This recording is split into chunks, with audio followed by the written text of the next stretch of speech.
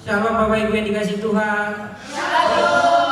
Sebelum kita memulai ibadah kita sore ini, saya ingin menyampaikan beberapa pengumuman.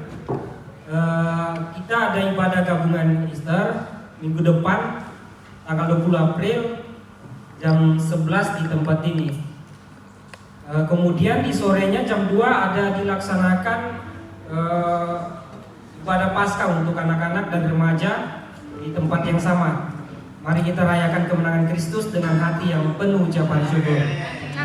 Kemudian ada komsel gabungan Jumat Agung ke depan untuk memperingati Jumat Agung. Nanti tempat dan waktunya akan dibagikan melalui WhatsApp. Kemudian ada doa Rabu dan pemuridan. Pengumuman mengenai doa Rabu dan pemuridan juga akan diinformasikan melalui WhatsApp. Kemudian ada Choir Easter. Latihan hari ini bagi yang terlibat dalam tim choir. Jangan lupa akan ada latihan sore ini setelah ibadah host. Kehadiran sangat penting untuk kita yang akan melayani lewat pujian ibadah Easter minggu depan. Untuk tema untuk Sunday Easter kita ada coklat muda dan krim. Marilah kita sama-sama beribadah. Hati kita dipenuhi damai dan sukacita dari Tuhan yang hidup. Demikian pengumuman yang dapat saya sampaikan. Terima kasih. Mari kita sapa hati kita untuk dalam memulai ibadah siang hari ini. Tuhan, terima kasih ya Bapak untuk hari ini ya Bapak. Kau kumpulkan kami ya Bapak untuk ibadah pada hari ini ya Tuhan. Biarlah Bapak hari ini kami ingin memuji menyembah Engkau ya Bapak. Kami ingin memberikan yang terbaik hati kami ya Bapak untuk dapat menyembah Engkau ya Bapak, meninggikan nama-Mu ya Bapak. Biarlah Bapak hadirat-Mu ada di tengah-tengah kami ya Bapak. Kau urapi kami ya Bapak. Ibadah siang ini ya Bapak dari awal pertengahan hingga akhir ya Bapak. Kami percaya Tuhan Kau ada di tengah-tengah kami dan kami ingin memuji Engkau ya Bapak. Terima kasih ya Tuhan. Hanya nama Tuhan Yesus kami berdoa ucap syukur. Amin. Mari kita sama-sama sakit berbangkit berdiri. Kita memuji Tuhan bahwa sungguh betapa dalamnya kasih Tuhan dalam kehidupan kita. Betapa besar dan dahsyatnya Tuhan dalam kita.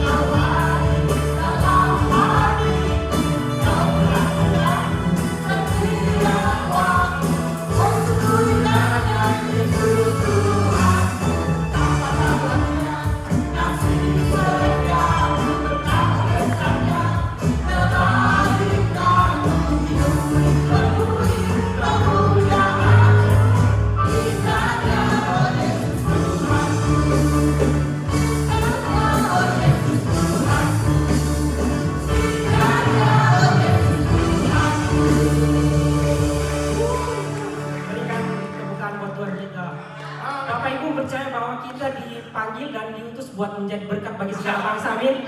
Sama-sama kita nyanyikan, kita dipilih.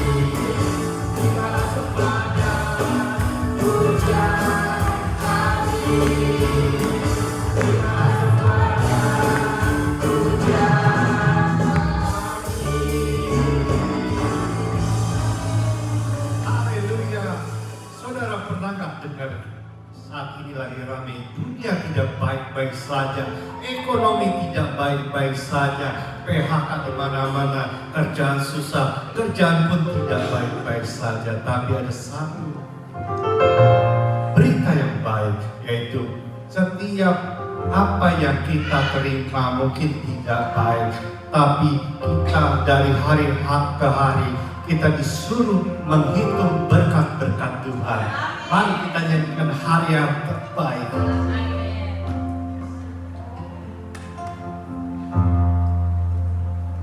Hidupku ada di tanganmu, kau berikan jalan yang terindah, tak hanya yang baik saja yang ku terima. Walau tubuhku dirembukan, walau jiwaku tergoyahkan, hujanku takkan terhentikan, Rohmu yang memberi penghiburan. Akan ku pikul salibmu, syukur atas kasih setiamu, ku bertahan, kau buatku teruskan imanmu.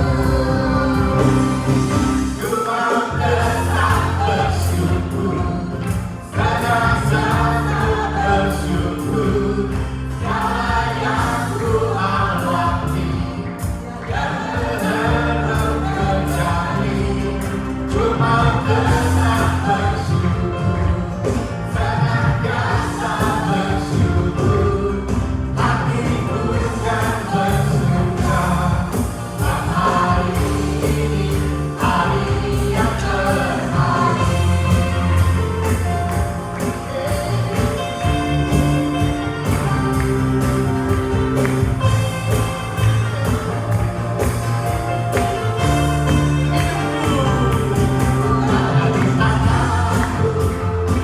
Kau berikan jalan yang terindah, tak hanya yang baik saja yang ku terima.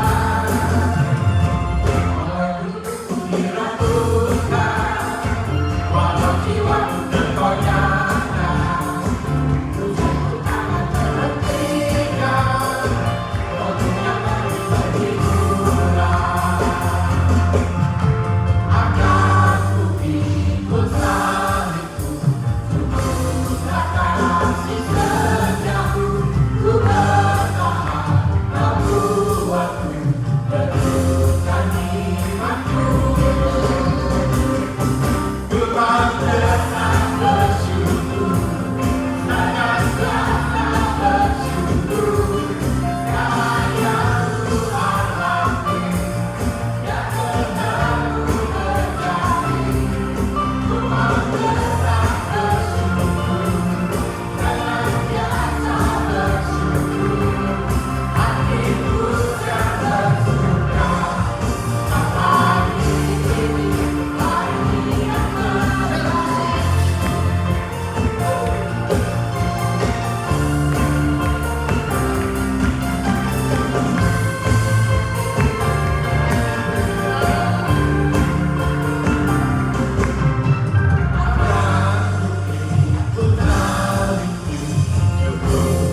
Kasih setiamu, ku bertahan, kau buatku teguhkan imanku. Ku mau tetap bersyukur, senantiasa bersyukur, segala yang ku alami, yang belum terjadi. Ku mau tetap bersyukur, senantiasa bersyukur, hatiku kan bersuka.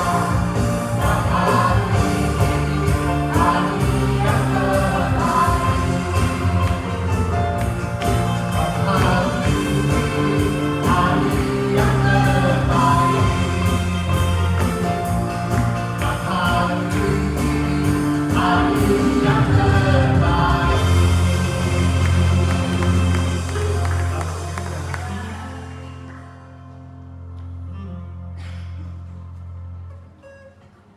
Mari kita satukan hati kita sama-sama berdoa syafaat pada sore hari ini. Saya persilakan semuanya untuk duduk kembali.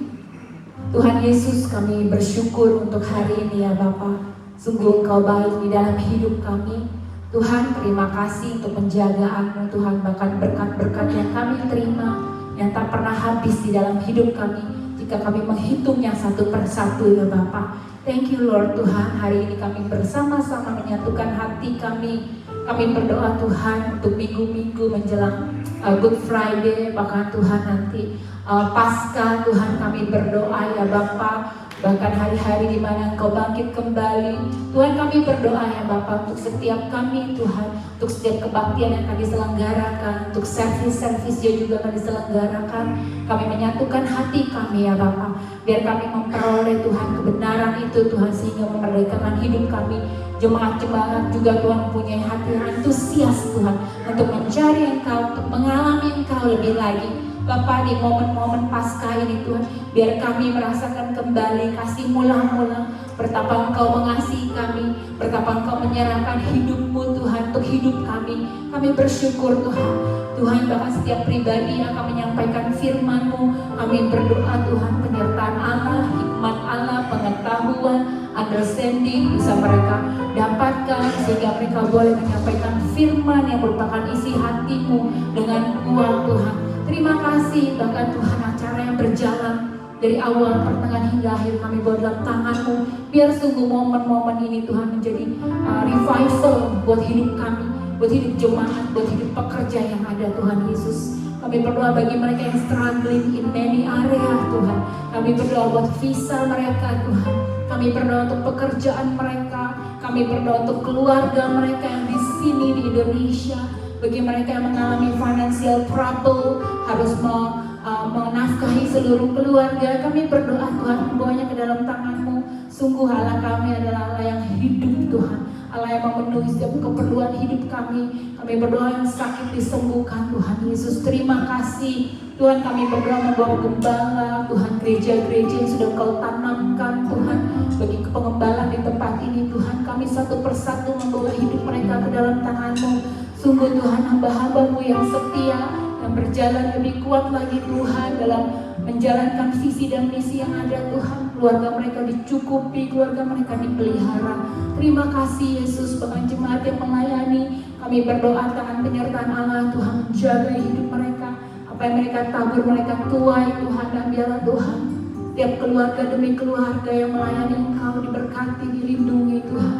Biar setiap kemanapun kaki mereka melangkah dengan kuat Tuhan, dan biar menjadi berkat ya Bapa. Terima kasih Yesus.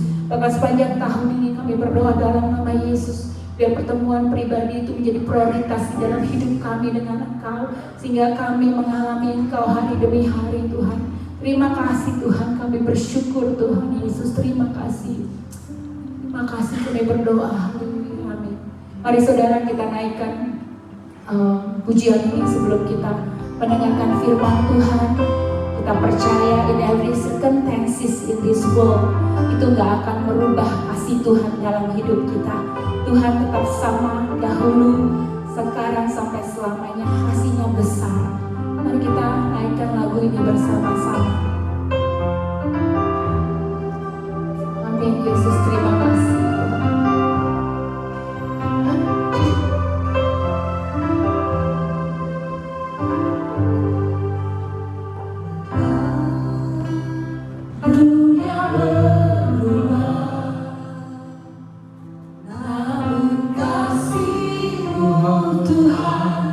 Tetap sama di hidupku, Kau setia dalam setiap rencanamu. Ku percaya hidupku dalam tanganmu. Katakan walau dunia berubah, dunia berubah, kasih-Mu Tuhan tetap sama di hidupku. Kau setia dalam setiap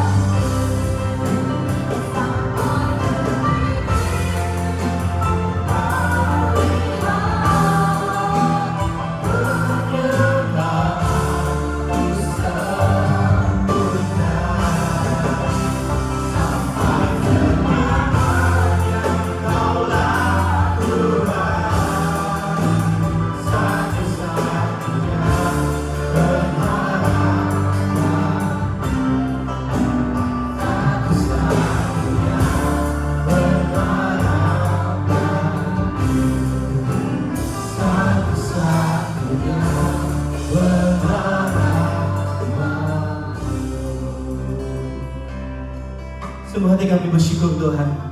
Terima kasih Bapa atas kesempatan yang Kau berikan untuk hidup kami untuk mengenal kebaikan-Mu Tuhan. Kami percaya Bapa bahwa segala sesuatunya Tuhan, pengharapan yang kami dapat Tuhan, hanya di dalam nama-Mu Tuhan Yesus. Kami percaya Tuhan Kau berkati Tuhan ibadah pada siang hari ini Tuhan. Kau pakai bibir-Mu hamba untuk memberitakan firman Tuhan sesuai dengan kebenaran-Mu Tuhan. Hanya di dalam nama-Mu Tuhan Yesus kami berdoa dan mengucap syukur. Yang percaya katakan amin. Silakan duduk Bapak Ibu sekalian. Terima kasih tim musik. Shalom Bapak Ibu sekalian. Apa kabar? Baik. Saya mau tanya yang berantusias pada siang hari ini, sama-sama taruh tangan kanan di dada. Tuhan Yesus, aku perlu Engkau. Tuhan Yesus, aku perlu Engkau. Karena kalau kita tidak memerlukan Tuhan, kita nggak akan berada di tempat ini, Bapak Ibu. Amin. Oke. Sama-sama kita belajar mengenai the years of Logos. Kita tahu bahwa OS pada tahun ini mempunyai visi dan misi yaitu the years of Logos. Pastor Iwan ingin semuanya paham.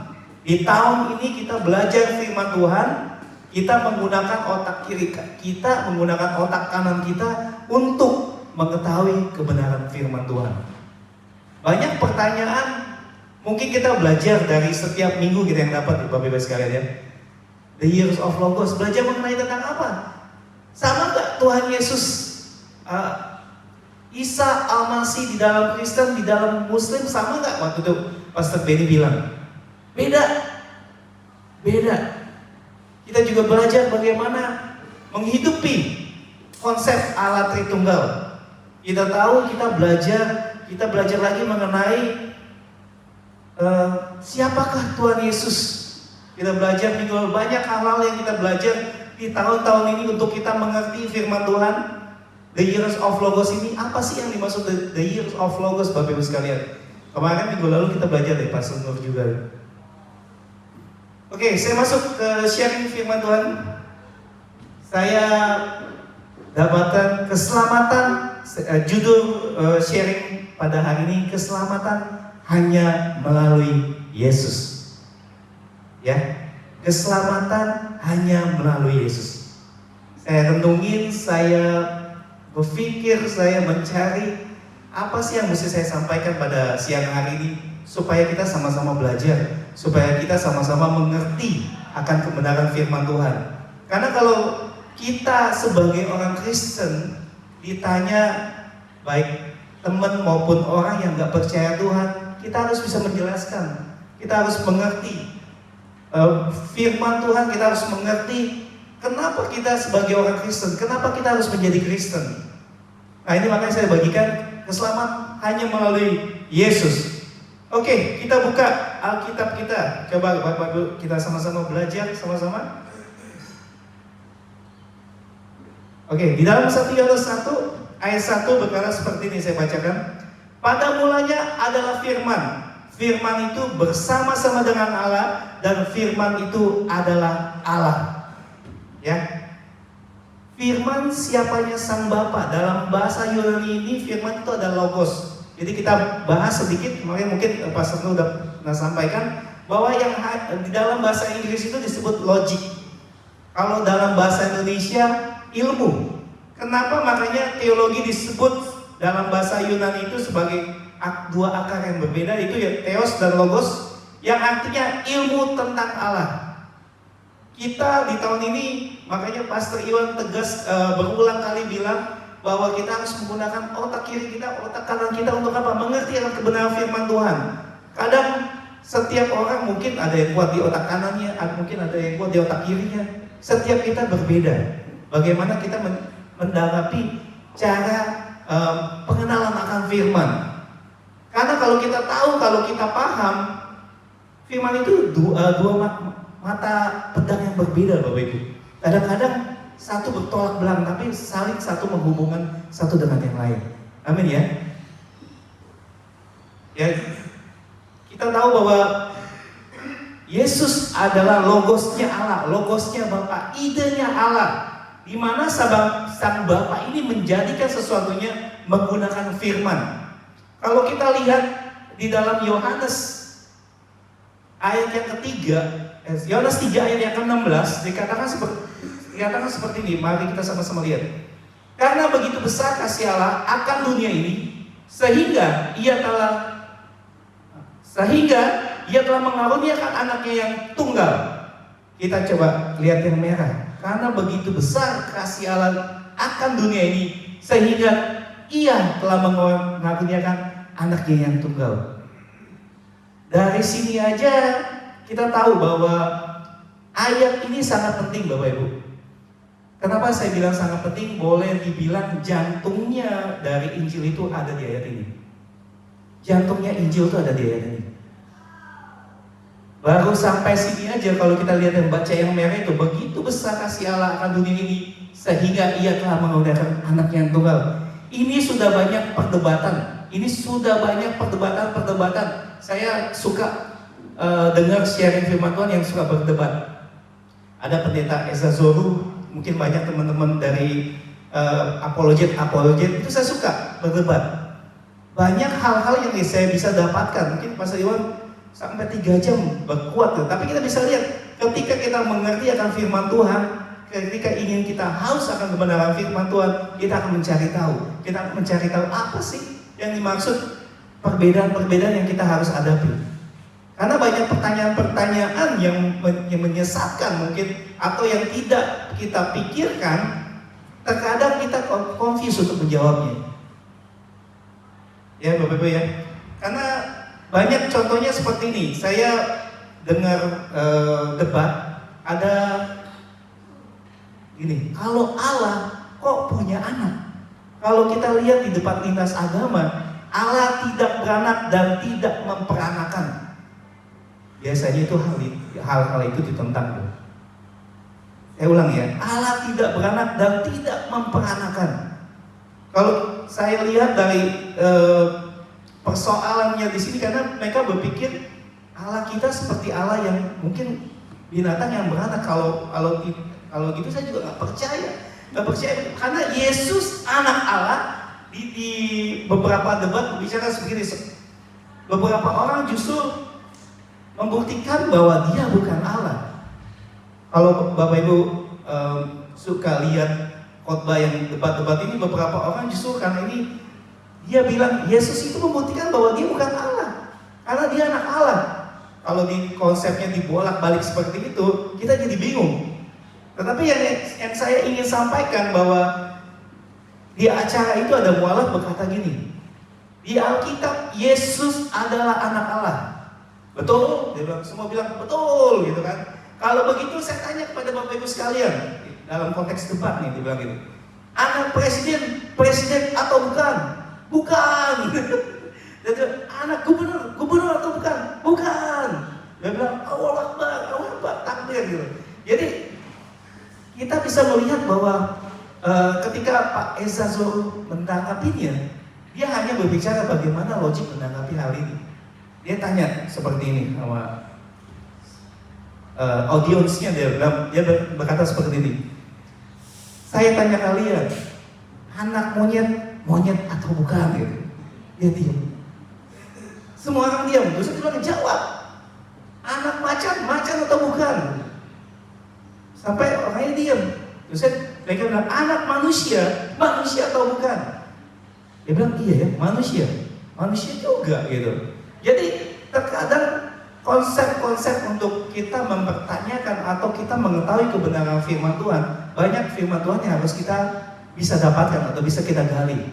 Karena banyak pertanyaan-pertanyaan yang mungkin akan mempersulit kita, tapi kalau kita tahu belajar firman Tuhan, kita tahu akan kebenaran firman Tuhan, kita tidak akan diselewengkan atau kita tidak akan membingungkan kita, Bapak Ibu sekalian. Kalaupun kamu bisa tahu bahwa anak manusia sekaligus manusia, kenapa tidak bisa anak Allah sekaligus Allah? Ya, maka menyatakan bahwa dia anak Allah bukan berarti dia bukan Allah, Bapak Ibu. Saya tunjuk. Kalau Riyandi anak Allah bukan? Anak Allah kan? Cilina anak Allah bukan? Anak Allah. Kita semuanya anak Allah loh Bapak Ibu. Tetapi yang saya ingin mau sampaikan bahwa banyak ya kita sebagai anak Allah, tetapi kenapa yang ini anak tunggal?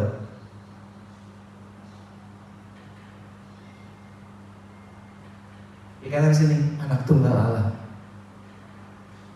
Karena kita semua anak adopsi Bapak Ibu. Sebelum kita mengenal Tuhan, kita anaknya siapa? Kita anak iblis. Kita anak setan. Karena sejak kita percaya Yesus, baru kita diberi kuasa menjadi anak Allah. Ya. Jadi anak sesungguhnya, anak tunggal Allah itu anak. Maka apa dia? Kita bilang anak tunggal Allah. Dia mati memberikan kehidupan yang kekal bagi semua yang percaya dan mereka tidak akan binasa. Itu jadi firman Tuhan. Itu firman Tuhan. Jadi memang Yesus datang ke dalam dunia ini tujuannya apa? Memberikan keselamatan. Memberikan keselamatan Bapak Ibu. Kita lihat di dalam Yohanes 12 ayat yang ke-47. Saya bacakan. Aku datang bukan untuk menghakimi dunia, melainkan untuk menyelamatkannya. Dalam 1 Timotius 1 ayat 15 berkata, 1 Timotius 1 ayat 15 saya baca yang merah, untuk menyelamatkan orang yang berdosa. Memang Tuhan Yesus datang untuk menyelamatkan orang yang berdosa Bapak Ibu. Dia datang ke dunia ini, mati untuk kita, bangkit untuk kita, untuk menyelamatkan orang berdosa. Mengapa kita perlu Tuhan? Mengapa kita perlu Yesus? Dia rela mati di atas kayu salib dan sebagainya. Pertanyaannya yang sering ditanyakan nih, kalau memang dia anak Allah untuk menyelamatkan kita orang yang berdosa, gampang toh. Dia tinggal turun ke dunia, semua bisa selamat. Jadi untuk apa repot-repot datang ke dunia ini adanya Natal, mati di atas kayu salib, pakai acara mati dan bangkit lagi Bapak Ibu. Yang sering ditanyakan loh kepada orang-orang yang tidak mengenal firman Tuhan, orang-orang yang hanya mengejas Kristen, kenapa kalau misalnya kita lihat, kenapa Tuhannya orang Kristen kok mati di atas kayu salib? Dan ada pertanyaan dan ada di dalam kitab yang lain dikatakan bahwa Tuhan Yesus itu nggak mati loh, tapi diserupakan. Kita mesti tahu nih akan kebenaran firman Tuhan pada saat ini. Kalau di Alkitab, Bible jelas dikatakan Tuhan Yesus mati dan bangkit pada hari yang ketiga. Dia menyelamatkan kita sebagai orang yang berdosa menjadi orang yang kudus, yang berkenan kepada Allah. Tetapi agama sebenarnya memaksakan kitab mereka bahwa Tuhan Yesus Isa Al-Masih itu nggak mati, tapi diserupakan. Jadi konteksnya berbeda. Konsepnya firman Tuhan yang kita baca, yang kita dengar, kadang-kadang membuat kita terkecoh. Tetapi kita mau belajar pada tahun ini, belajar bersama-sama bagaimana the years of Logos ini menjadi rema dalam hidup kita. Bukan hanya sekedar mendengar firman Tuhan, bukan hanya mendapatkan firman Tuhan, tetapi kita harus mengerti bahwa konsep Allah Tritunggal, kenapa Yesus mesti mati, kenapa Yesus mesti berkorban untuk kehidupan kita. Kita mesti mengerti konteks ini Bapak Ibu sekalian. Ya, karena ini saya bilang, kita bahas pada siang hari ini sebagai pondasi iman Kristen yang perlu kita pahami. Sebagai pondasi iman Kristen yang perlu kita pahami. Karena tantangan bagi iman Kristen begitu banyak, begitu besar di luar sana. Jadi begitu banyak orang yang menyerang iman Kristen, bahkan mereka memperolok-olok, bahkan mempertanyakan bagaimana pondasi iman Kristen ini. Yang ingin saya sampaikan, yang ingin saya bagikan pada siang hari ini, membuat dasar iman kita atau iman kita sebagai orang percaya. Kita harus mengerti pondasi iman Kristen kita. Kita harus mengerti konsep kealahan yang Tuhan create untuk kita pahami, untuk kita lalui. Maka Pastor William bilang, siapa yang mau sekolah teologi. Nah, kebetulan teman kita ada sekolah teologi di satu. Ya, David lagi sekolah teologi. Nah, kita tahu nih, ini bukan hanya untuk menjadi seorang pastor, bukan hanya untuk menjadi seorang pendeta, tetapi kita memahami bukan hanya dasar, tetapi kita mengenali seutuhnya akan kebenaran firman Tuhan. Karena kalau kita nggak belajar, kita nggak bakal tahu. Kalau kita nggak gali, kita nggak bakal tahu. Oke? Kalau memang Tuhan Yesus datang, banyak nih orang yang bertanya, kalau memang Tuhan Yesus datang menyelamatkan umat Kristen, mengapa memakai harus caranya disalib atau disalibkan? Ya, cara pakainya harus mati sehingga menjadi bahan olok-olokan bagi orang di luar sana. Apakah Yesus Tuhan? Ya. Tuhan bisa mati? Nggak bisa.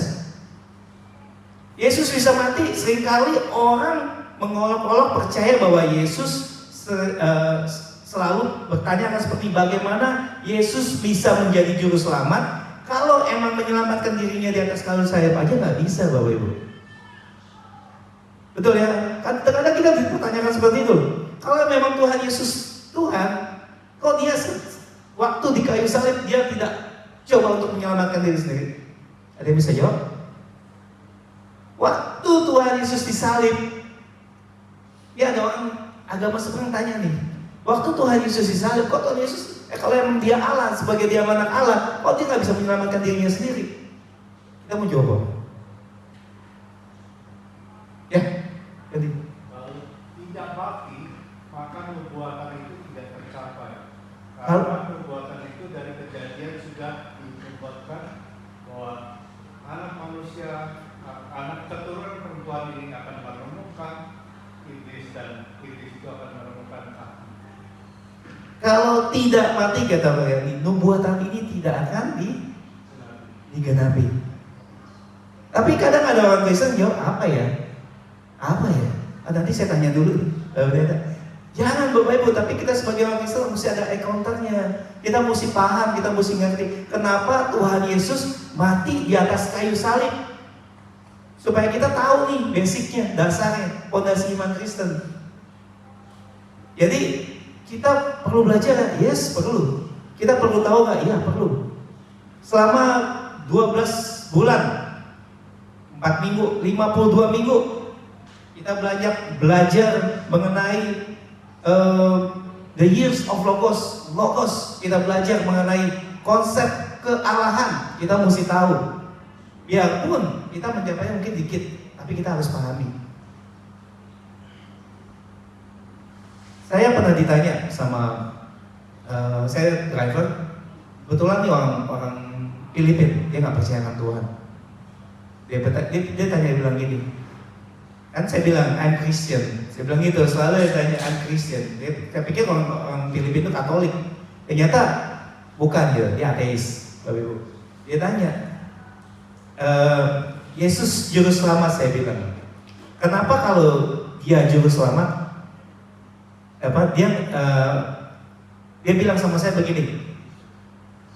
Dia kenapa tidak menyelamatkan dirinya? Dia tanya saya seperti itu. Why is Jesus not self to come to? Maksudnya dia tidak ingin, dia tidak usah mati di atas kayu salib, tapi dia bisa menyelamatkan. Kenapa dia tanya sama saya begitu? Saya bilang gini, karena dia nggak mau. Dia bilang gitu. Kenapa dia nggak mau? Ditanya saya begitu kan? Karena dia nggak mau. Ya kalau misalnya dia datang, itu tujuannya emang untuk mati, Bapak Ibu. Tuhan Yesus datang itu tujuannya untuk mati. Supaya dia berhasil, maka dia harus mati. Waktu Yesus kita lihat, waktu ketika Tuhan Yesus ditangkap di Getsemani, Yesus berkata, orang prajurit datang pada untuk menangkap Yesus. Dia tanya, siapakah di antara kalian Yesus orang Nazaret? Tuhan Yesus bilang apa? Akulah dia. Kalau kita baca, dan maka jatuhlah mereka dan robohlah mereka waktu mau menangkap Yesus. Baru 2 kata aja loh. Coba kalau 10 kata, mungkin tetap pental ya. Nah, saya bilang sama dia, Tuhan Yesus nggak mau. Kalau misal dia sampai menyelamatkan dirinya, dia gagal jadi Tuhan kita. Dia gagal untuk menyelamatkan orang. Dia gagal untuk menyelamatkan dosa manusia. Itulah yang tadi yang dibilang sudah dinubuatkan dan digenapi. Dia harus menggenapi firman Tuhan itu. Balik lagi ke Bible. Dan saya jawab dengan spontan. Kalau misal dia Tuhan Yesus tidak turun dan menyelamatkan sendiri, dia gagal untuk menjadi Tuhan saya bilang. Karena saya bilang, I believe Jesus, saya percaya Tuhan. Saya bilang gitu sama dia. Coba kita lihat, ada 3 poin yang ingin saya sampaikan. Yesus datang ke dunia ini kenapa harus datang? Ada beberapa fakta yang ingin saya sampaikan kepada Bapak Ibu. Yang pertama itu, kenapa Tuhan Yesus harus datang sih? Yang pertama, semua manusia berada di bawah kuasa dosa. Semua manusia, ini poin pertama, fakta yang pertama yang ingin saya sampaikan. Semua manusia berada di bawah kuasa dosa. Ya.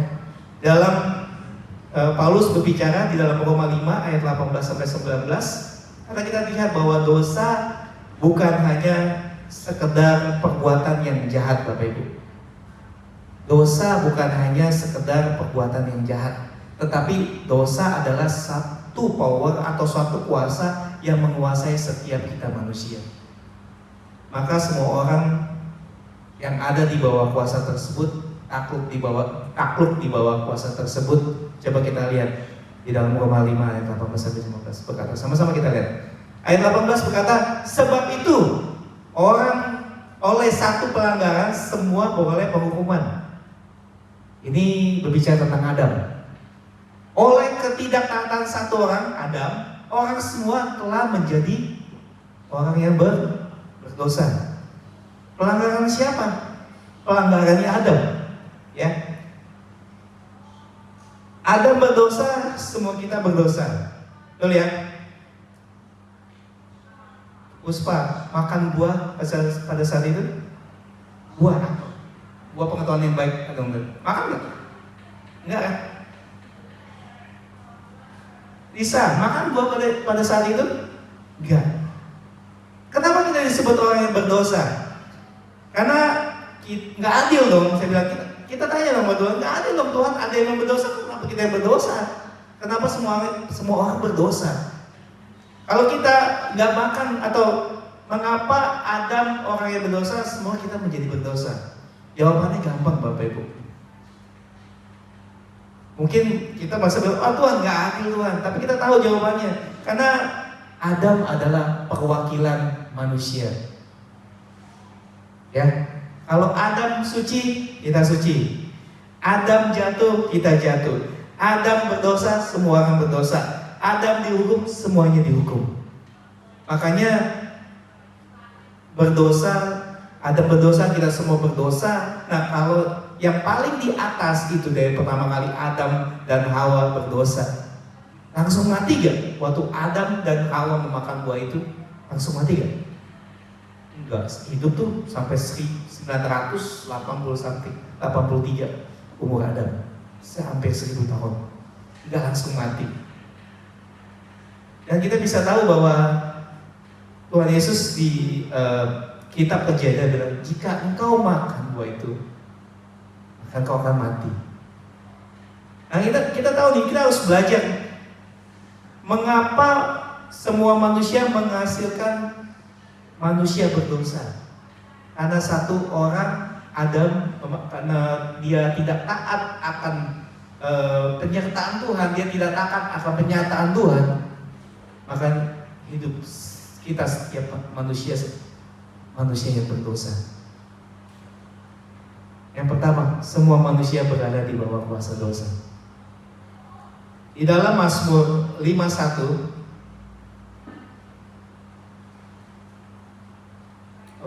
dalam Mazmur 51 ayat 7 berkata, sesungguhnya dalam kesalahan aku diperanakan, dalam dosa aku dikandung ibuku. Jadi kita tahu kita berstatus orang berdosa sejak dalam kandungan. Belum keluar dari kandungan tapi sudah berdosa. Kita tahu berbuat dosanya belum, tapi statusnya sebagai orang berdosa sudah, Bapak Ibu. Maka kita tahu nih status berdosa kita, yang berbuat dosa kita, walaupun kita belum melakukan kesalahan apa-apa, ya tetap aja status kita status orang yang berdosa. Sejak kita lahir, sejak kita di dalam kandungan, status kita orang berdosa, biarpun kita tidak melakukan dosa. Baik kan lahir, belum melakukan apa-apa, tapi statusnya udah sebagai orang yang berdosa. Ya, maka ada di dalam Roma 3 ayat 23 dikatakan seperti ini, karena semua orang telah berbuat dosa dan telah kehilangan kemuliaan Allah. Banyak sekarang di konten-konten di TikTok, di YouTube, di Instagram, banyak orang liberal. Tahu orang liberal Bapak Ibu? Banyak orang yang gak percaya akan namanya Tuhan. Bukan Kristen aja, banyak orang yang gak percaya akan namanya Tuhan. Dari sekian banyak yang kalau saya ada kesempatan ngobrol gitu, mungkin dari mahasiswa, kadang-kadang saya tanya, ya dari jurusan apa, terus saya agama, dia bilang saya nggak beragama, saya ateis. Banyak sekali, mungkin dari 10 yang tanyakan mungkin 3 atau 4 orang yang tidak mempunyai agama. Karena konsep di Instagram, di TikTok itu banyak pikiran yang mempengaruhi. Makanya hati-hati bagi teman-teman yang menggunakan sosial media, mungkin anak-anak muda, anak-anak teenager juga harus hati-hati karena nggak semuanya baik, nggak semuanya harus kita lihat. Kadang-kadang banyak hal-hal yang dibagikan itu tidak berkenan atau tidak percaya ke namanya konsep ketuhanan.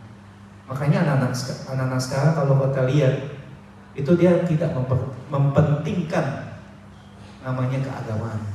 Itu kita mesti protek anak-anak kita akan mungkin gadget atau YouTube atau TikTok atau apapun yang ada di luar sana. Jangankan percaya surga dan neraka, Allah pun mereka tidak ada yang percaya. Simple mereka bilang, ya tunjukkan, dia bilang gini, kalau memang Allah ada, tunjukkan bukti bahwa Allah itu ada. Saya lihat di TikTok, di Instagram gitu ya. Masanya Allah itu kan roh Bapak Ibu ya. Yang namanya roh itu tidak terlihat, betul ya. Yang perlu kita ingat, tidak terlihat bukan berarti tidak ada. Nggak kelihatan berarti nggak ada, bukan berarti tidak ada loh. Contohnya gini, mungkin kalau misalnya Bapak Ibu percaya listrik kan bentuknya lonjong, panjang atau kotak-kotak. Lonjong. Terus kita lihat nih, kalau kita lihat listrik, kok bisa kita percaya itu ada listriknya? Berani pegang nggak kalau misalnya kabelnya terbuka? Ada yang berani. Kok bisa dia bilang, kok itu ada listriknya gitu? Orang mau percaya itu ada listriknya. Kenapa? Benar rasa. Kadang-kadang aja kalau kita tahu yang buat matiin nyamuk tuh kakak gitu kan. Kalau kita sentuh sama nyamuk itu gosong tuh nyamuk, mati tuh nyamuk langsung. Kita berani pegang nggak? Enggak lah, takut kesetrum. Kita lihat. Karena tidak kelihatan maka pasti tidak ada. Orang berpikirnya kelihatan, mana Tuhan gitu. Kalau emang Tuhan Allah, tunjukkan Tuhan ada gitu. Wah, banyak orang yang di luar sana mempertanyakan itu. Jadi kehidupannya liberal, dia tidak percayakan namanya Tuhan. Padahal kalau misalnya kita lihat Allah tidak terlihat, tidak teraba, tapi dia ada. Yang percaya katakan amin dulu. Contohnya gini, saya baca, saya searching, ada seorang profesor ateis. Satu kali dia berdiri di dalam kelas, muka kelas, dia tanya gini kepada para mahasiswanya, saya tanya kalian, gitu. Ada 2 pertanyaan. Pertanyaan yang pertama, siapa di antara kalian yang pernah lihat Tuhan Allah? Angkat tangan. Gak ada yang angkat tangan. Pertanyaan yang kedua, siapa di antara kalian yang pernah raba Tuhan Allah? Angkat tangan. Gak ada juga yang angkat tangan. Bapak profesor bilang seperti ini, karena Tuhan Allah tidak pernah dilihat, tidak pernah diraba, kesimpulannya Tuhan Allah tidak ada. Profesor bilang begitu. Semua kelas hening. Ada komentar kata profesor kan. Terus seorang mahasiswa Kristen angkat tangan. Dia angkat tangan di tengah-tengah. Oke, maju. Terus saya bilang ini, Profesor, boleh izinkan saya ke depan untuk berbicara dengan teman-teman saya. Silakan, dipanggil. Maju. Lalu mahasiswa ini bilang, teman-teman, saya ingin mempertanyakan 2 pertanyaan kepada kalian. Yang pertama, apakah ada di antara kalian yang pernah lihat otak profesor ini? Gak ada. Pertanyaan kedua, siapa di antara yang pernah raba otak profesor ini? Gak ada. Kesimpulannya karena profesor ini tidak pernah dilihat, tidak pernah diraba, kesimpulan saya profesor ini tidak punya otak. Dia mahasiswa itu bilang seperti itu, banyak sekali. Karena kita tahu bahwa memang banyak hal di dunia ini realitanya sama kenyataan yang kita hadapi. Dunia sebenarnya tidak terlihat, Bapak Ibu. Kita tidak diraba, tapi bukan berarti Tuhan Allah itu tidak ada. Tuhan itu bukan berarti nggak ada, Bapak Ibu. Kalau ketika kita menghadapi masalah, ketika kita menghadapi sakit penyakit yang nggak ujung sembuh, ketika kita menghadapi mungkin masalah ekonomi, ketika kita menghadapi masalah-masalah yang kita hadapi saat ini, apa yang Anda lakukan? Pertanyaan besar yang harus kita jawab, apa yang harus kita lakukan? Kan Tuhan Allah nggak ada, Tuhan nggak ada. Tapi sebagai orang Kristen, sebagai orang yang percaya akan Tuhan, sebagai orang yang mengerti akan kebenaran firman, duduk diam di bawah kaki Tuhan. Itulah jawaban kita. Sujud. Tadi Bapak berbicara tentang darah Tuhan Yesus. Saya berbicara pada siang hari ini, kita perlu Tuhan Yesus. Kita perlu Tuhan. Kenapa? Kenapa Yesus harus datang ke dunia ini? Karena kita perlu sebagai manusia.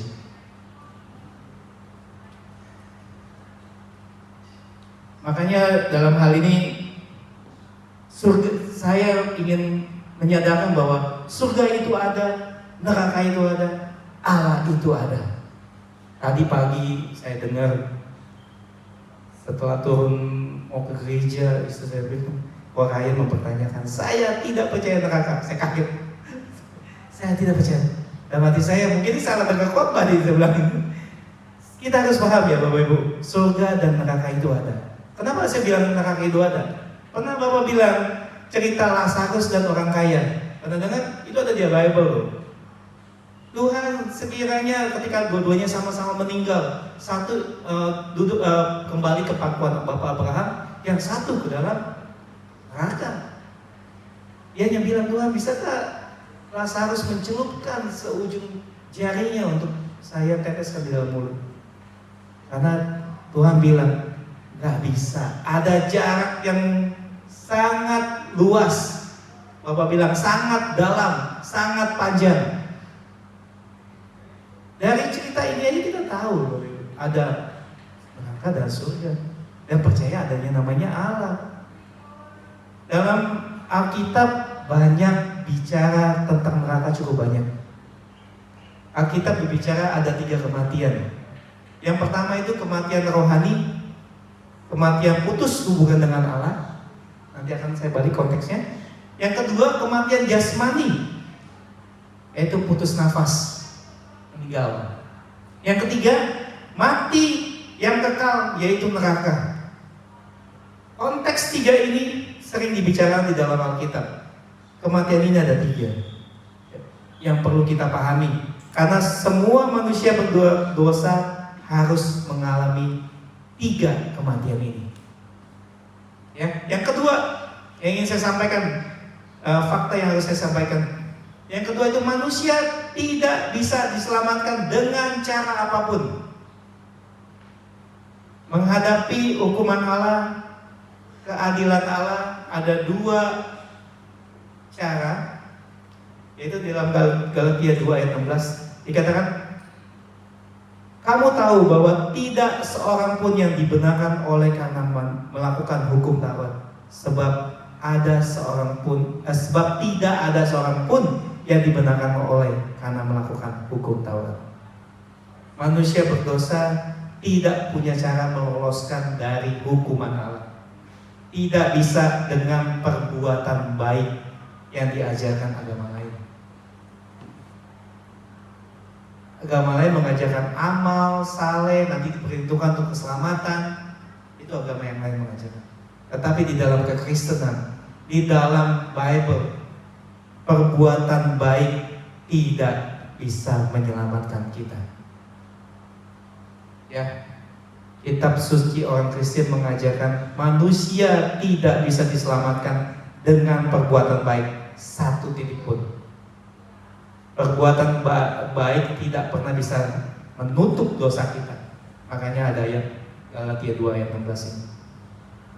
Di dalam Yesaya 4 ayat 6 berkata, demikian kami sekalian seperti seorang najis, dan segala kesalahan kami seperti kain kotor. Kain kotor di sini bukan seperti lap atau kempel, Bapak Ibu. Tetapi terjemahan sebenarnya dalam bahasa aslinya itu kain kotor ini seperti pembalut wanita. Jadi pada zaman dahulu itu kain kotor yang dimaksud di sini itu dianggap seperti kain pembalut wanita. Yang sangat mungkin kalau kita tahu, kalau kita memahami bahwa segala kesalahan kita itu seperti kain yang pembalut wanita ini ada, nggak cukup gila untuk mengandalkan kain kotor ini untuk bisa diselamatkan. Nggak bisa, Bapak Ibu, nggak bisa. Kalau kita Bapak Ibu sekalian berbuat baik 100%, nggak ada kekurangan. Syarat masuk neraka cuma satu. Dari 99 berbuat baik, satu kesalahan, nggak bisa masuk surga. Syarat kita masuk neraka itu cuma satu, kalau kita mengadakan perbuatan baik. Hari ini bisa berbuat baik, belum tentu kita besok bisa berbuat baik. Hari ini kita bisa melakukan mungkin perbuatan baik, menolong orang dalam seminggu, mungkin nggak selamanya satu minggu itu kita bisa melakukan perbuatan baik. Jadi Alkitab jelas dikatakan bahwa kita tidak bisa diselamatkan dengan perbuatan baik. Siapa di antara Bapak Ibu yang bisa melakukan perbuatan baik non-stop tanpa dosa? Kita sebagai manusia, nggak ada satupun. Nggak ada satupun. Jadi kita tidak bisa diselamatkan dengan berhenti berdosa. Contohnya pemabuk, terusnya berhenti, dia tetap masuk neraka. Penjudi berhenti, mati, tetap masuk neraka. Kenapa begitu? Karena dosa itu hutang di hadapan Allah. Coba kita lihat di dalam Matius 6 ayat 12.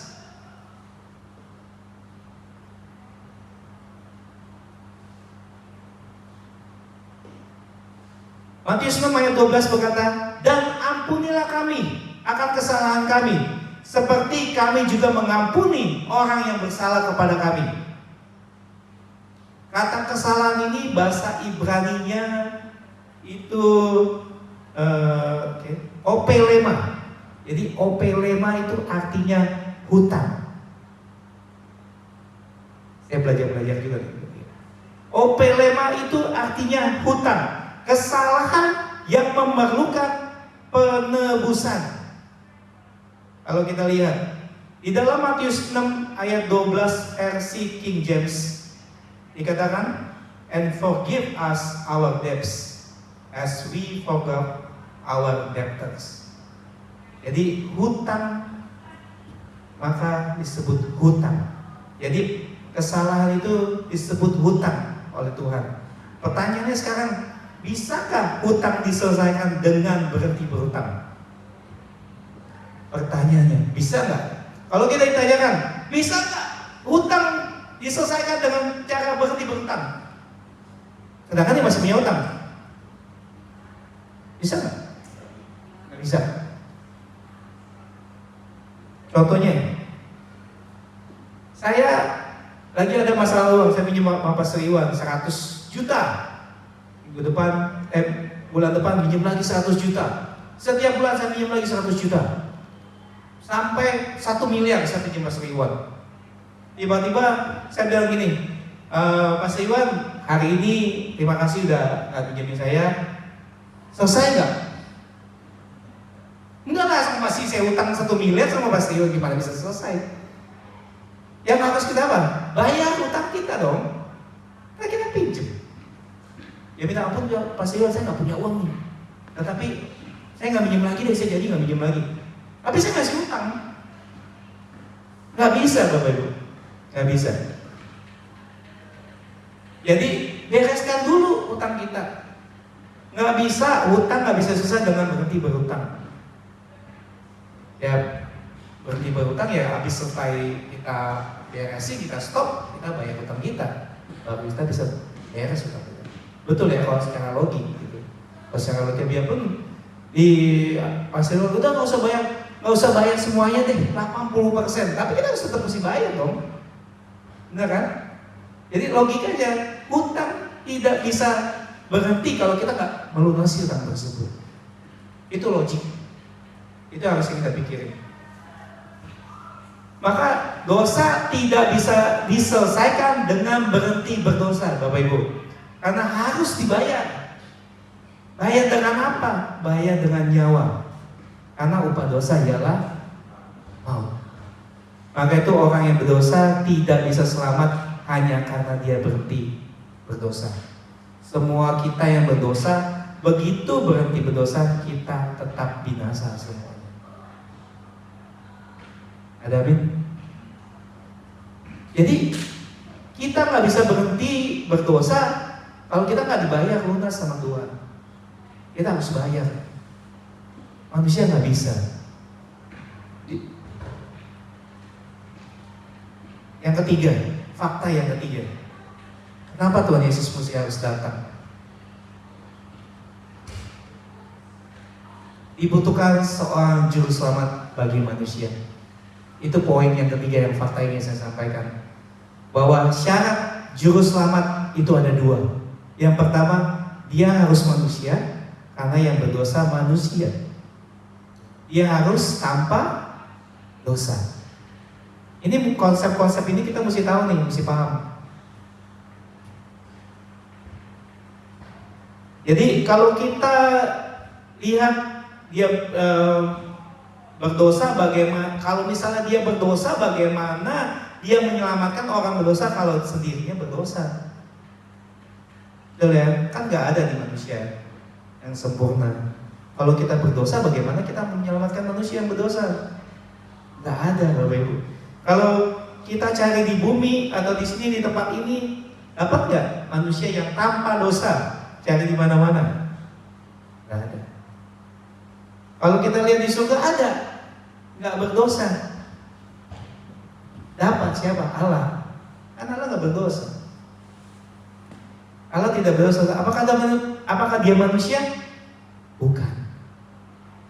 Makanya di sini ada manusia tapi berdosa. Di sana ada Tuhan Allah tapi tidak berdosa. Gimana caranya? Yang ketiga, dibutuhkan seorang juru selamat bagi manusia. Di sini tidak ada yang memenuhi sebagai juru selamat, maka di sana juga tidak ada yang memenuhi sebagai juru selamat. Lalu bagaimana caranya? Kan syarat juru selamat itu dua. Ya. Nah, begini, logikanya gini Bapak Ibu. Bagaimana kalau yang tidak berdosa itu jadi manusia, tapi dia harus berhenti jadi Allah? Kalau dia berhenti menjadi Allah, menjadi berdosa, tapi supaya dia tidak berdosa, dia harus tetap Allah. Itu konsep ketuhanan. Supaya dia manusia, dia harus lahir dari seorang manusia. Maka dia nggak boleh keluar dari pohon, nggak boleh keluar dari binatang, karena manusia yang berdosa. Maka diperlukan seorang Bunda Maria dipakai oleh Allah untuk Yesus lahir dari seorang manusia, dari seorang Maria, dari seorang wanita. Maka sebabnya Natal itu ada, Bapak Ibu. Maka peristiwa Natal itu melahirkan manusia tanpa dosa di dalam dunia ini. Di dalam Ibrani 2 ayat ke-14 sampai 15 berkata seperti ini. Karena anak-anakku itu adalah anak-anak dari darah dan daging, maka ia harus menjadi sama dengan mereka dan mendapat bagian di dalam keadaan mereka, supaya oleh kematiannya ia memusnahkan dia, siapa? Yaitu iblis. Ibrani 7 ayat 26. Sebab imam besar yang demikianlah yang kita perlukan, yaitu yang saleh, tanpa salah, tanpa noda, yang terpisah dari orang-orang yang berdosa. Yesus Kristus adalah satu-satunya juru selamat yang disediakan Allah. Yesus itu manusia suci, manusia tanpa dosa. Juru selamat sudah ada. Kita tahu juru selamat kerjanya apa, Bapak? Bayar hutang kita. Ada 3 kematian yang tadi saya sampaikan. Kematian rohani, kematian jasmani, kematian yang kekal. 3 ini Tuhan Yesus harus hadapi. Yang pertama kematian rohani. Waktu di atas kayu salib, Eli Eli lama sabachthani. Ya Allahku, mengapa kau meninggalkan aku? Maka ada konsep pemisahan antara Allah dan Tuhan. Makanya kenapa kematian rohani? Dia merasa ditinggal sama Tuhan, sama Allah sendiri. Yang kedua, yang terjadi di atas salib, dia berteriak dengan sumpah, dia menanggung hukuman rohani, yaitu perpisahan. Setelah itu kematian yang kedua. Kematian yang kedua itu kematian jasmani. Ya Bapa, ke dalam tanganmu kuserahkan nyawaku. Keduanya selesai. Yang ketiga, kematian neraka. Kapan Tuhan Yesus turun ke neraka? Waktu Yesus mati, dia bilang gini, ke dalam tanganmu kuserahkan rohku. Jadi rohnya pergi ke Bapa, ke surga. Lalu kapan dia mengalami kematian yang ketiga, yang kekal? John Calvin berkata seperti ini. Dia mengalami neraka itu bukan turun ke neraka, tapi neraka diambil dari tanggung jawabnya padanya di atas kayu salib. Maka Tuhan Yesus menanggung semuanya. Dia membayar hutang kita ini secara roh, secara jasmani, dan secara neraka. Tuhan Yesus menanggung semuanya. Maka setelah selesai di atas kayu salib, dia cuma bilang di dalam Yohanes 19 ayat 30, sudah selesai. Tuhan Yesus bilang, it's finished. Dan kita tahu bahwa perbedaan orang Kristen dengan agama lain adalah kepastian keselamatan. Amin, Bapak Ibu. Kita harus percaya, kita harus firm, iman kita harus kuat. Karena perbedaan Kristen dengan agama yang lain yaitu tentang kepastian hidup. Setelah kita mati, setelah kita dipanggil Tuhan, kita tahu harus kemana. Itu kepastian yang Tuhan janjikan. Gak ada agama lain yang menjanjikan hal itu. Tidak ada satupun kecuali Yesus Kristus di atas kayu salib.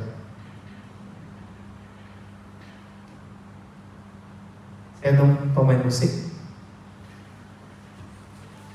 Saya percaya bahwa setiap kita merenungkan firman Tuhan, setiap kita mengerti akan firman Tuhan, jangan hanya sekedar kita baca, tapi kita harus merenungkan firman Tuhan. Ada dalam merenungkan firman-Mu siang dan malam. Kita percaya bahwa ketika kita merenungkan firman Tuhan, tadi Bapak juga bilang, kita akan mendapatkan rhema yang baru. Supaya apa?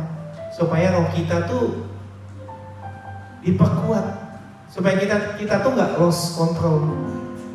Banyak hari-hari ini orang keluar dari konsep, keluar dari namanya nggak percayanya Tuhan, nggak percaya namanya Allah, apalagi nggak percaya namanya Yesus. salah besar, salah total Bapak Ibu. Kita harus percaya, kita harus yakin bahwa setiap kita sebagai orang yang percaya akan kebenaran firman Tuhan, jangan berpikir ketika kita hadapi masalah, gue tinggalin Tuhan nih. Gue gak percaya dengan Yesus gak percaya. Kita menghadapi masalah, kalau bisa lari kemana, banyak orang yang jatuh, mungkin bunuh diri saat itu, karena imannya gak firm, imannya gak kuat, fondasinya gak ada, iman kekristenannya gak ada.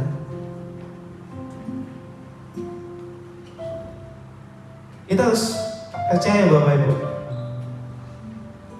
kita menjadi Kristen itu adalah satu anugerah yang besar.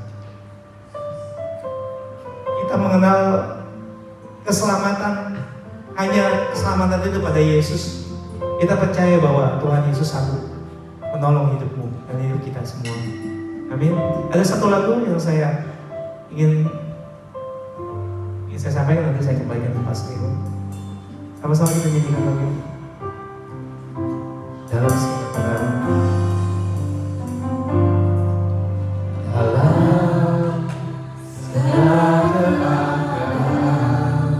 waktu berlimpah maupun kurang, waktu berlimpah maupun kurang, tetap Yesus yang mempesona hatiku. Dia beri damai dengan kesempatan baru. Di setiap kehidupan, setiap musim kehidupan, waktu ku kuat maupun lemah, tetap Yesus yang mempesona hati kita. Tetap Yesus yang mempesona hatiku. Dia beri hidup dan kesempatan baru. Yesus selamanya, Yesus. Sama-sama ini tadi. Harapanku tak akan hilang, karena kasih-Nya sekarang ku ada. Oh Yesusku, puji. Sama-sama ini segala Yesus, tetap Yesus. Yesus selamanya, Dia pengharapan yang tidak pernah hilang.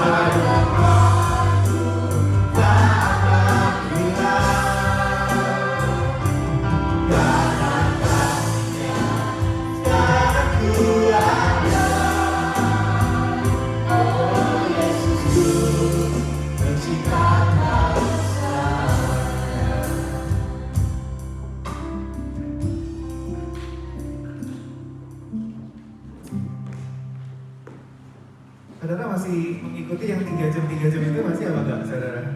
Sayang kalau nggak diikutin, karena ini vision ya. Vision itu nggak terus-terusan akan selamanya seperti kayak gitu. Kadang-kadang waktu yang sudah lewat itu ya sudah begitu aja. Kalau kita bisa berketetapan, Tuhan aku mau mengerjakan visimu. Well, dikerjakan pas lagi momennya, itu akan jauh lebih powerful. Nah, saudara, banyak hal yang terjadi yang dibukakan kalau kita mengikuti pembelajaran ini, saudara. Saya dapat banyak banget dengan berjam-jam mengerjakan ini. Saya pernah punya kepikiran mau mengikuti jejak Yuki ini, jadi supir bus, karena menurut saya, wah, kerjaan Uber udah makin lama makin gak karuan gitu ya. Makin turun, penghasilan makin turun, tiap bulan saya harus pinjam uang Chloe punya uang tabungan, dia belajar, dia ngajar gitu kan, tiap bulan pinjemin duit dia terus gitu, karena nggak cukup bayar ini dan itu. Duit Nur udah saya keruk habis. Dia punya tabungan, itu nggak apa-apa ya, duit kita gini juga ya.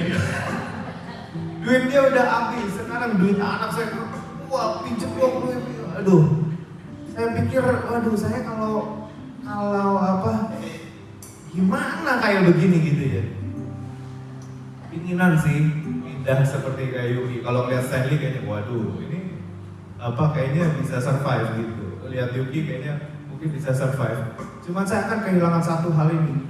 Kalau sekarang pekerjaan saya bisa 7 jam, 8 jam isi banget belajar, isi banget. Kalau naik bus nggak mungkin kita bisa sambil ini, nggak mungkin. Saya pikir Tuhan gimana ya. Saya akan kehilangan momen ini nih, momen di mana saya bisa belajar banyak nih kalau saya pindah pekerjaan yang nggak boleh pakai headset. Waduh bahaya banget saya nggak akan bisa belajar banyak. Saya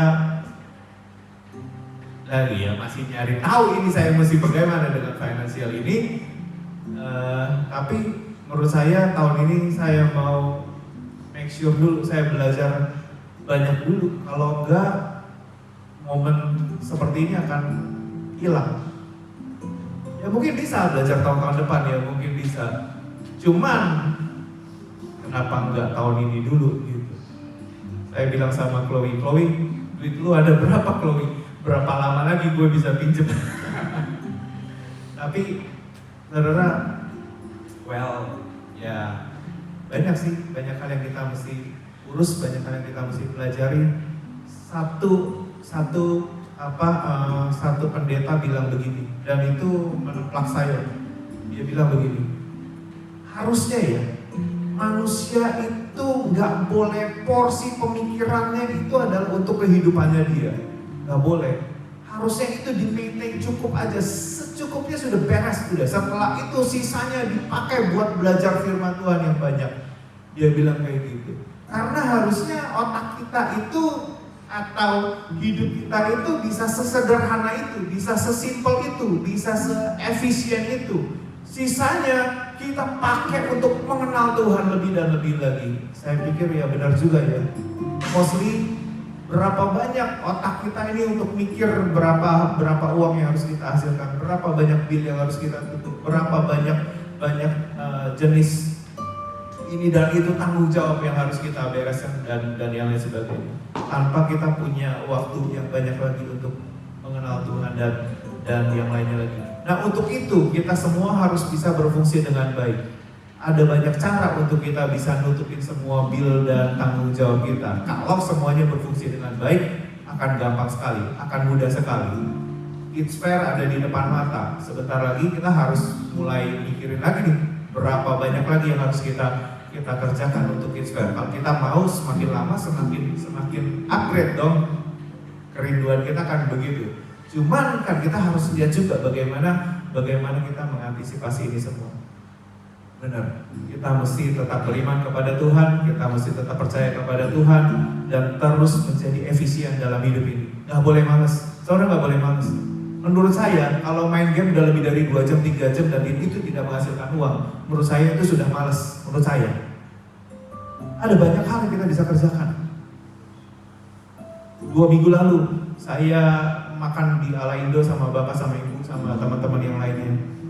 Kita muter-muter YouTube lagi ledek-ledekan Benny rambutnya kuning, ya ingat gak? Rekaman, kapan bikin lagu lagi? Saya terucap satu statement kepada ibu. Pak Iwan kapan bikin lagi? Ibu masih ingat gak saya bilang? Wah sedih bu kalau mengingat itu. Masih ingat gak? Ibu terus bilang, kenapa sedih Wan? Saya bilang wah sedih kenapa? Saking sibuknya bikin lagu pun tidak sempat. Padahal itu talenta saya.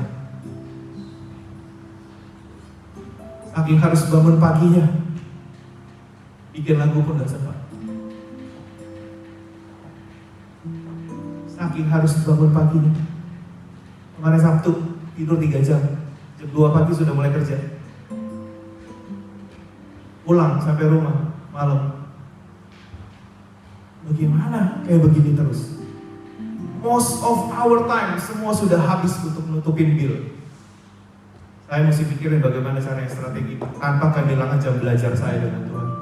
Karena saya juga nggak rela kalau sampai jam belajar ini yang 7 jam, 8 jam ini sampai hilang, itu bagaimana caranya, saya juga nggak rela. Karena ini tahunnya, ini momennya.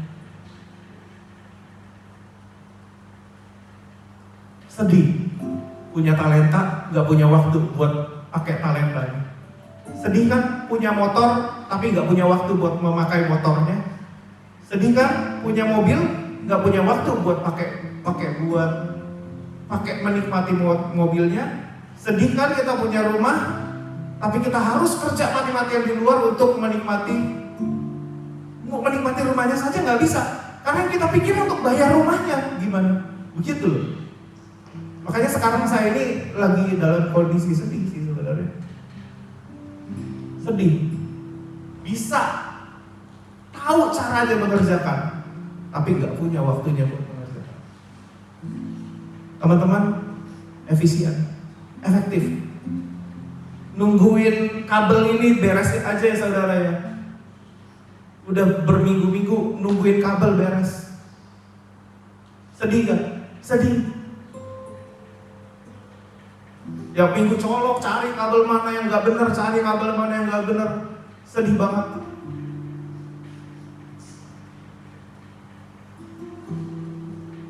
Otak tuh mikirnya ke situ. Aduh, banyak banget pekerjaannya. Banyak banget yang harus diurus, banyak banget yang harus dikerjain, banyak banget yang rusak.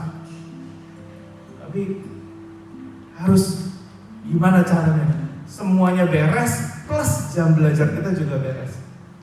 Saya berharap kita semua bisa mengerti bahwa waktu gak bisa kebuang-buang di tahun ini. Ini tahun di mana Tuhan membukakan banyak sekali hal untuk kita belajar. Dan ketika kita belajar, kita akan nikmatin. Dan banyak hal yang akan Tuhan bukakan dalam kehidupan kita. Sebentar lagi kita Paskah. Tadi Pastor Doni bilang begini, kenapa Yesus harus mati? Kenapa nggak menyelamatkan dirinya sendiri aja? Karena kalau dia tidak mati dan tidak bangkit, sia-sialah iman kita, betul? Karena kalau dia tidak mati dan dia tidak bangkit, maka dia nggak bisa mengangkat kita ke surga karena dia belum membuktikan dirinya mati dan bangkit. Kalau kita mati, siapa yang mau membangkitkan kita? Yang saya sudah sadar. Makanya harus terjadi kematian itu. Dia tidak menyelamatkan dirinya, dia mau menyelamatkan kita, sekaligus membuktikan bahwa dia sanggup membangkitkan kita ketika kita mati nanti. Yang saya sadar ya, belajar yang banyak. Ini momennya, ini timingnya, belajar banyak.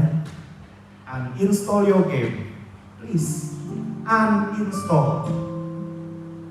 Uninstall your yang 2 jam 3 jam menyita. Saya bersyukur banget sama jawaban Korean kita tadi. Bersyukur banget, membuktikan bahwa dia belajar. Kalau enggak, kita nggak tahu. Kalau kita nggak tahu jawabannya, kalau berarti kita nggak belajar tuh. Pertanyaan-pertanyaan seperti kayak gitu, kalau kita bisa jawab, mungkin satu hari nanti ada orang yang membutuhkan jawaban dan kita bisa jawab. Mungkin orang itu terima Tuhan karena jawaban-jawaban kita. Bukankah itu indah, saudara? Ayo kita sama-sama bergerak, maju yang benar, belajar yang benar, giat yang benar. Jangan habiskan waktu dulu.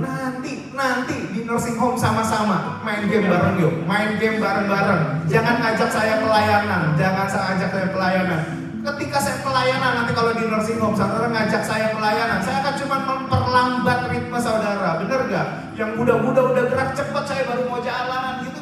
Entar, main game entar, nonton yang banyak itu entar, jangan sekarang, nanti barengan di nursing home kita punya kegiatan. Benar ya? Saya berharap ada orang-orang seperti ini, saya akan nyanyiin kita nanti ketika dia juga masuk juga. Ayolah, pokoknya jangan habisin waktu. Please, belajar yang banyak. Yuki udah keburu nyemplung di bus. Dia mesti pikirin bagaimana caranya belajar 3 jam, 4 jam. Dia mesti pikirin bagaimana caranya. Karena di bus gak boleh. Ya, saudara ya. Saya mikirin bagaimana finansial saya. Dia udah kayaknya udah aman di finansial, tapi dia mesti mikirin belajar dia bagaimana. Benar ya saudara ya. Semua orang selesaikan tanggung jawabnya plus belajar yang banyak di tahun ini supaya kita semua bisa menjadi jawaban bagi orang-orang yang ada di luar sana. Amin, saudara. Saya persilakan kepada yang Mari saudara kita siapkan hati kita untuk memberi dengan hati yang tulus, hati yang penuh dengan sukacita. Sebelumnya mari kita berdoa.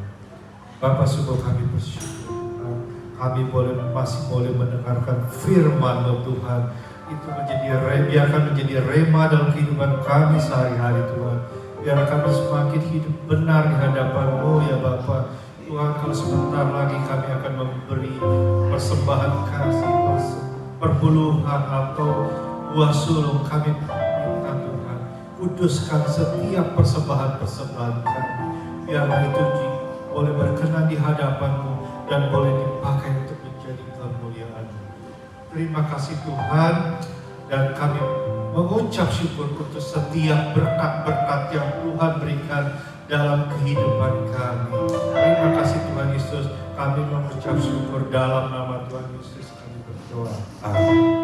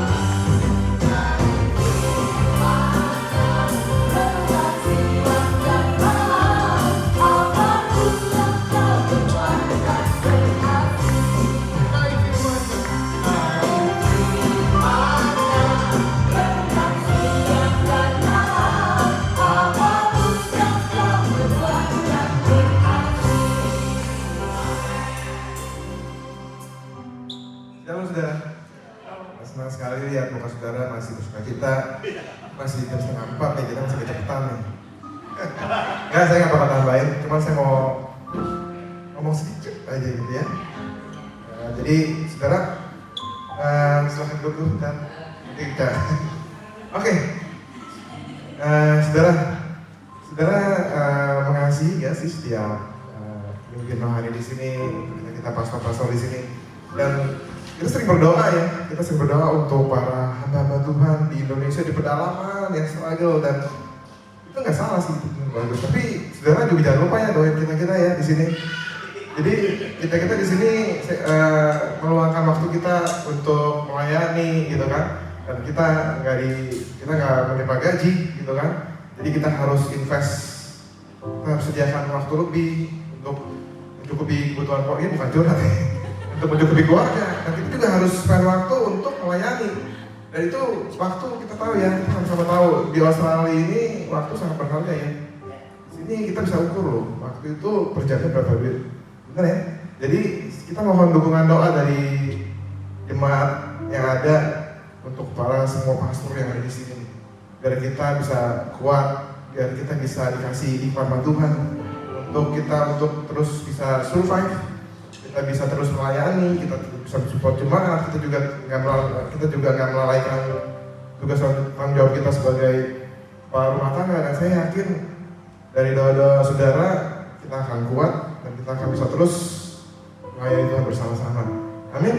Dan ini bukannya counter, cuma saya mau kasih snack peek dikit, cuma kasih dikit. Tadi kan Mas Rion bilang, saya gimana nih untuk belajarnya? Ini saya mau kasih tahu sedikit aja ya.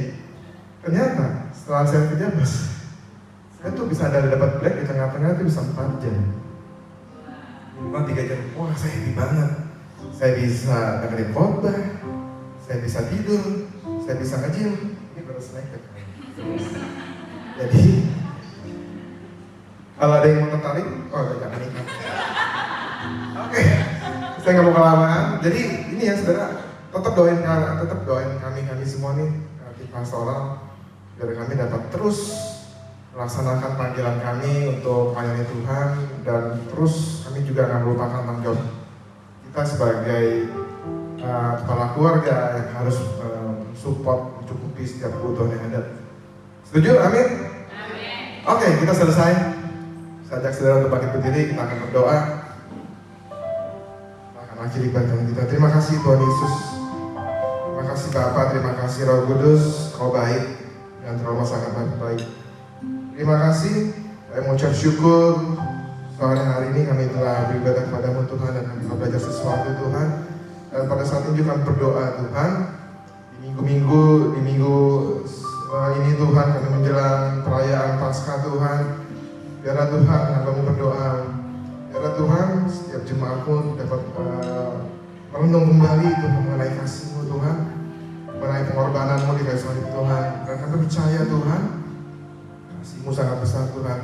Dan Hamba berdoa Tuhan, biarlah setiap jemaat-Mu dapat merasakan Tuhan kasih-Mu yang besar Tuhan melalui pengorbanan-Mu di kayu salib.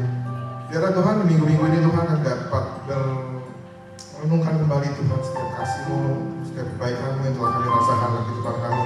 Dan kami percaya Tuhan, selama ini kami telah mengalami kebaikan-Mu yang luar biasa. Dan biarlah Tuhan, sampai hanya di kami Tuhan, kami juga dapat menyalurkan kembali Tuhan kebaikan-Mu Tuhan, seakan dapat dirasakan oleh orang-orang setelah kami Tuhan, dan kami dapat menjadi saksi-Mu, dapat menjadi berkat. Terima kasih Tuhan Yesus. Yang mengucap syukur minggu ini, hari ini kami akan selesai. Mari saudara-saudara untuk angkat tangan, kita akan menerima berkat daripada Tuhan. Biarlah berkat kasih karunia dari Allah Bapa dan dari sejahtera dari Tuhan Yesus Kristus, persekutuan dari Roh Kudus menyertai kita sekalian dari mulai saat ini sampai Maranatha Tuhan Yesus Kristus datang kembali yang kedua. Haleluya. Amin. God bless you. Happy Sunday.